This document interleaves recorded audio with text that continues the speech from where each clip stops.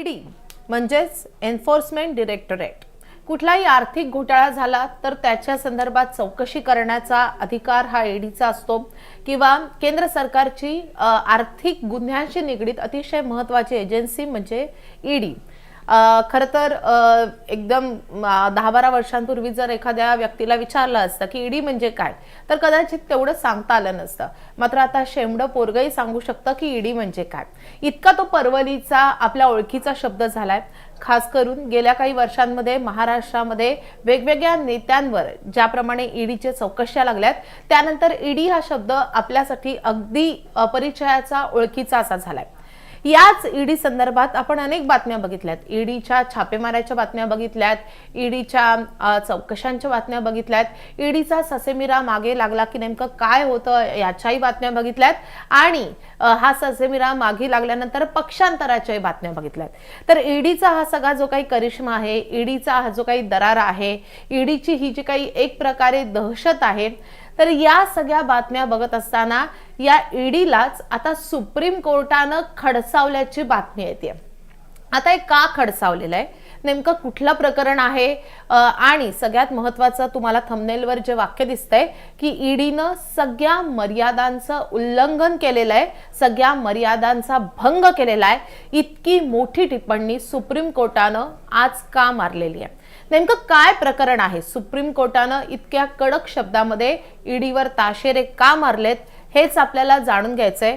आज तुम्ही कुठलंही वर्तमानपत्र उचला, त्याची पहिली जी हेडलाईन आहे किंवा त्यातली जी ठळक पहिली बातमी आहे ती आहे याच प्रकरणासंदर्भातली। त्यामुळे या संदर्भातले अपडेट्स आपल्याला जाणून घ्यायचे आहेत, कारण आज खूप चर्चेचा विषय हा राहिलेला आहे। खरं तर कालच सुप्रीम कोर्टामध्ये झालेली सुनावणी आहे आणि सीजेआय गवई जे गेल्या आठवडाभर बऱ्यापैकी चर्चेत होते, महाराष्ट्रातले ते पुत्र आहेत, सरन्यायाधीश आहेत, गेल्या आठवड्यातच त्यांनी सरन्यायाधीश पदाची सगळी सूत्र आपल्या हाती घेतलेली आहेत आणि त्यानंतरच झालेलं हे सगळं प्रकरण आहे। या सगळ्या प्रकरणाची सुनावणी करताना सरन्यायाधीशांनी दिलेली ही महत्त्वाची टिप्पणी आहे आणि अर्थात ईडी म्हटलं की महाराष्ट्राशी कुठे ना कुठेतरी संदर्भ लागतो आणि त्यामुळेच आपण हे लाईव्ह करतोय। तर ईडीच्या या सगळ्या कारवायांसंदर्भात आणि आता सुप्रीम कोर्टानं ज्या प्रकारे ईडीला फटकारलेला आहे त्या संदर्भात तुमची काही मतं असतील, तुमचे काही प्रश्न असतील तर ते तुम्ही कमेंटच्या माध्यमातून नक्की विचारू शकता। तुमच्या सगळ्या प्रश्नांची उत्तरं देण्याचाही मी प्रयत्न करणार आहे। तर सुरुवातीला मी ब्रेकिंग तुम्हाला वाचून दाखवते आणि त्यानंतर आपण बघणार आहोत की नेमकं प्रकरण काय आहे, सुप्रीम कोर्टामध्ये नेमकं काय काय घडलेलं आहे। तर टास्मॅक म्हणजेच एक अतिशय महत्त्वाचं असं पणन महामंडळ आहे तमिळनाडू मधलं। तर या टास्मॅकच्या माध्यमातून तिथे सगळे व्यवहार केले जातात। तमिळनाडू राज्य आणि विपणन मंडळ याचा हा शॉर्ट फॉर्म आहे टास्मॅक। तर या माध्यमातून सगळे तिथले व्यवहार होत असतात किंवा पणन महामंडळ जसं आपल्याकडे असतं तशाच रीतीनं हे महामंडळ आहे तमिळनाडू सरकारमधलं।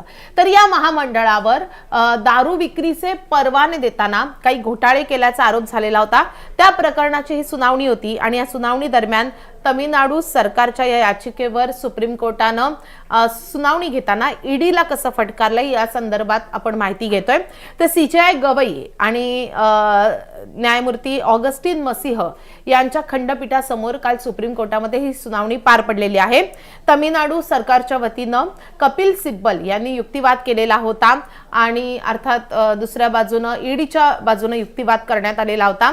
ही याचिका तमिळनाडू सरकारची याचिका होती आणि या प्रकरणी काल सुनावणी पार पडलेली आहे। तर सुप्रीम कोर्टाचे ताशेरे काय आहेत ते सगळ्यात इंटरेस्टिंग आणि महत्त्वाचे आहेत। सुप्रीम कोर्टानं असं म्हटलंय ईडी कडून सगळ्या मर्यादांचं भंग झालेला आहे, उल्लंघन झालेलं आहे, सगळ्या मर्यादा ज्या काय असतात ना त्या ईडीनं आता ओलांडलेल्या आहेत, इतकी महत्त्वाची टिप्पणी सुप्रीम कोर्ट करतंय।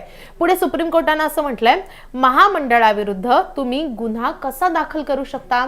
एखाद्या सरकारच्या एक कंपनी किंवा सरकारचं एखादं महामंडळ असतं त्याच्या विरोधात तुम्ही थेटपणे गुन्हे कसे दाखल करू शकता। एखाद्या व्यक्ती विरोधात गुन्हा दाखल करणं ही वेगळी गोष्ट असतं, सरकारच्या एका यंत्रणेविरोधात तुम्ही कसा गुन्हा दाखल करू शकता असा सवाल सुप्रीम कोर्टानं ईडीला विचारलेला आहे।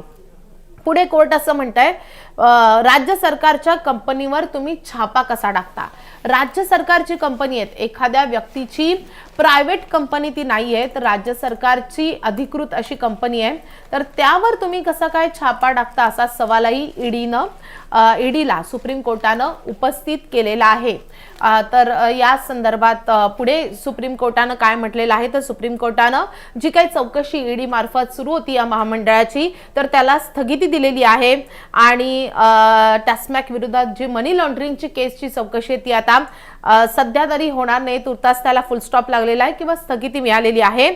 त्यामुळे अतिशय महत्त्वाचं असं हे सगळं कोर्टामध्ये काल घडलेलं प्रकरण आहे आणि आता या सगळ्या प्रकरणी 2 आठवड्यात ईडीला उत्तर देण्याचे आदेशही सुप्रीम कोर्टानं दिलेले आहे। म्हणजे ईडीला आता पुढच्या 2 आठवड्यामध्ये त्यांना जे काही सवाल विचारण्यात आलेले आहेत त्या सगळ्या प्रश्नांची उत्तर द्यायची। एखाद्या सरकारच्या यंत्रणेवर त्यांनी छापा का टाकला, त्यांनी सरकारी यंत्रणेवर अशा रीतीनं गुन्हा का दाखल केला, या सगळ्या प्रश्नांची उत्तरं पुढच्या 2 आठवड्यामध्ये ईडीला सुप्रीम कोर्टासमोर सादर करायचे आहे। त्यानंतर या सगळ्या प्रकरणाची पुढची सुनावणी होणार आहे।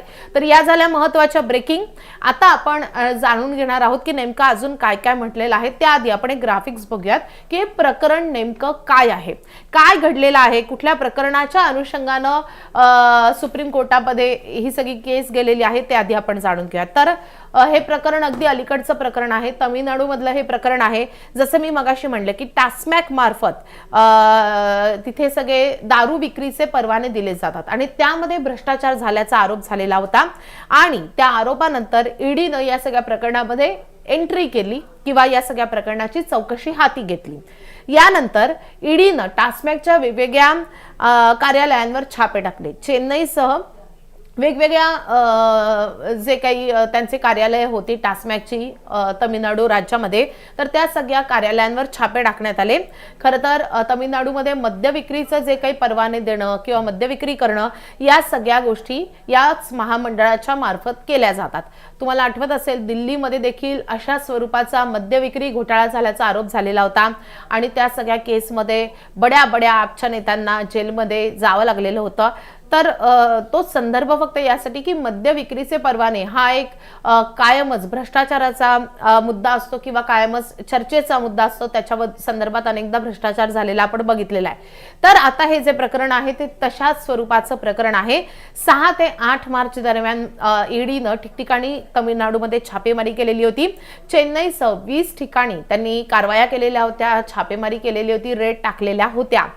तर 23 एप्रिलला या सगळ्या संदर्भात मद्रास उच्च न्यायालयामध्ये एक याचिका दाखल करण्यात आली आणि या छाप्यांना आव्हान देणारी ती टास्मॅक आणि तमिळनाडू सरकारची याचिका होती।